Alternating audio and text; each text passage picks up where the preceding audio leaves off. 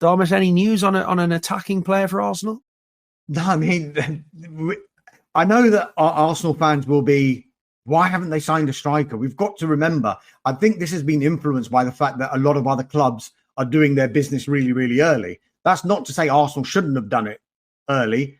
There's still so many days left in this transfer window for Arsenal to sort out what looks like their priority position and try and sort out this striker.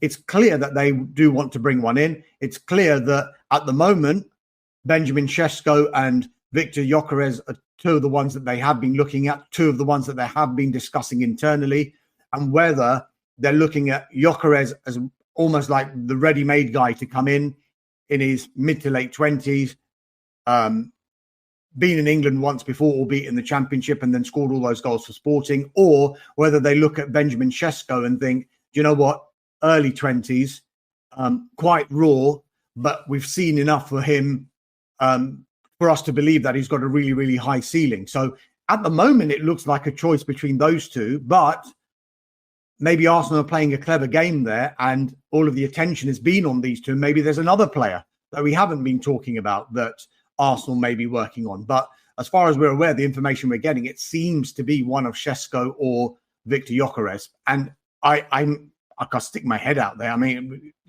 I think they will sign a striker in this transfer window. They clearly, they have been looking. It's not a case of why haven't they signed a striker in the last few windows. They probably just haven't found the right deal. Arsenal are very, very careful when it comes in the transfer window, and they will pay what they believe to be the right market price for a player. So if the deal doesn't work for them, they are always prepared to walk away. They won't pay over the odds. So hence why they'll probably just take their time, which they can do because we're still so early in this window. Dan, your thoughts on the Arsenal striker search? What's that meme from Titanic when she goes, the old lady? It's been 84 years. It feels a bit like that with the Arsenal striker search. What are your thoughts? Sesko, Gyökeres, one of those two? I mean, yeah, as Darmish says, they certainly seem to be the direction of travel. I mean, I think Arsenal would love Alexander Isak, for example, someone who we know can do it in the Premier League. But that's it, I'm out. Thought that might happen.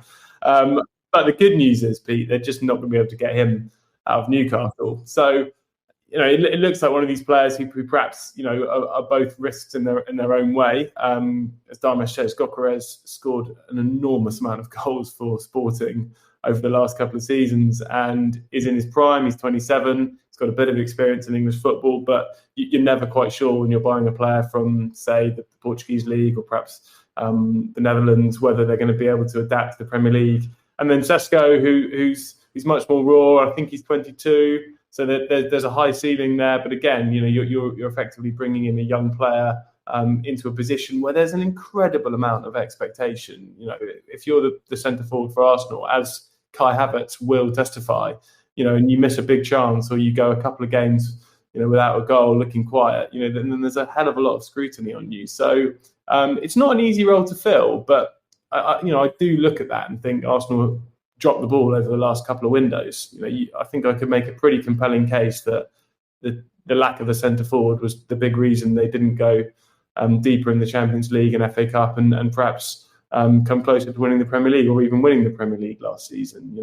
There's a case, I think, that Arteta got too ultra focused on it being defensively solid and hard to beat, and the club took their eye off this glaring hole in the squad that was eventually kind of filled mainly by two midfielders, Havertz and Moreno over the course of the season. Yeah, incredible situation. You talk about being defensively sound. I mean, they've got two of the best centre-backs there, Darms, haven't they, in Gabriel and Saliba. But Christian Mosquera, the latest player to be linked, a young centre-back from Valencia. What's your thoughts on this one? What's your take? What's the latest? Yeah, I mean, this one they're working on. They've been looking at this player actually for the last couple of years. So it's not just someone that's come in to Arsenal's thinking. Valencia central defender, right-sided central defender. He's got a year left on his contract, so Arsenal probably think they can get a good deal done here. And it just strengthens the squad positioning in the central defensive area. Yes, we know that they've got Gabriel and we know that they've got William Saliba, but I think Mikel Arteta has been stung in the past when one of those two players has been injured. They have improved their squad with regard to replacements if either of those do get injured, much more than they were able to do 2 or 3 seasons ago when they missed out the first time in that title race against Manchester City. But I think they've got players who can play across the back in the likes of Ricardo Calafiori and Ben White. But I think there was a feeling at Arsenal that maybe they just need to strengthen in that position with a player who is basically a central defender by trade. And that's his position. They've got Saliba, as I mentioned, Gabriel and Kivior in there, and adding Mosquera into that mix as well is just going to just complete that jigsaw at the back. They're trying to do the same thing in midfield with regard to Zubimendi and Nørgaard, maybe a goalkeeper as well in Kepa.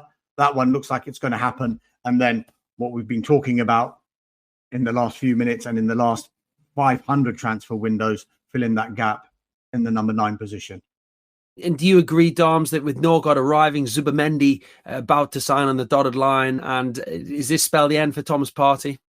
Yeah, this is a surprise, actually, because the noises we were getting towards the end of the season were it looks likely that Thomas Partey was going to stay and he was going to sign a new contract with Arsenal. Of course, it's about to expire now officially, but now with Nørgaard coming in, it would point towards the fact that Arsenal and Thomas Partey and his representatives haven't been able to come up with an agreement, whether that was on the financial side of a contract or the length of contract itself.